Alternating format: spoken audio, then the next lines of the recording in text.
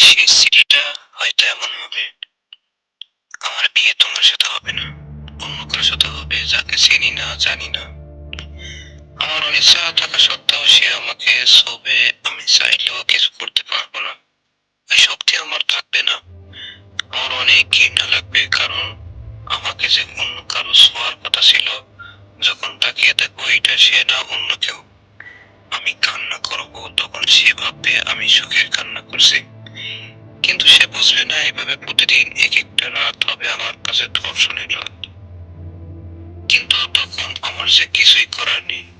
আমি যে একটা কাগজে স্বাক্ষর করে নিজের জীবন অন্যের হাতে তুলে দিয়েছি, প্রতিদিন তার পরিবারের মন জোগাড় করে চলতে হবে।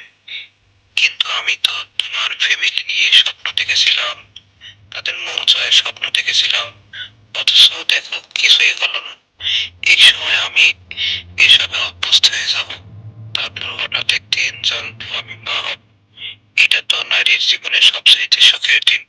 কিন্তু আসলে কি আমি ওই দিন সুখী হব? না, হব না। চিৎকার করে কাঁদতে ইচ্ছা হবে, কারণ লজ্জাটা আমার ভালোবাসার চিহ্ন না। তাও ওকে ধুইয়ে আনতে হবে, কারণ তোমার কোনো দোষ নেই। মিষ্টি মুখের দিকে তাকিয়ে সব মেনে নিতে হবে। এক সময় ওকে বড় করা, স্কুলে নিয়ে যাওয়া, ওকে মানুষের মতো মানুষ বানাতে গিয়ে কখন যে 50 পেরিয়ে চোখ বাঁধতে শুরু হয়ে যাবে বুঝতেই পারবো না। এর মাঝখানে তোমাকে অনেক মনে পড়বে, লুকিয়ে লুকিয়ে কাঁদবো, তারপর দীর্ঘশ্বাস ফেলে আবার ব্যস্ত হয়ে যাব। এভাবেই সময় কেটে যাবে। তারপর হয়তো কোনো এক রাতে ঘুমের মধ্যেই চলে যাবো পরকালে।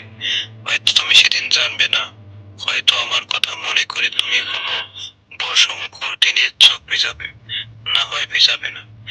কিন্তু আমার মনে সেই কষ্ট হলো অভ্যন্তই থেকে যাবে। তবুও তুমি ভালো থেকো।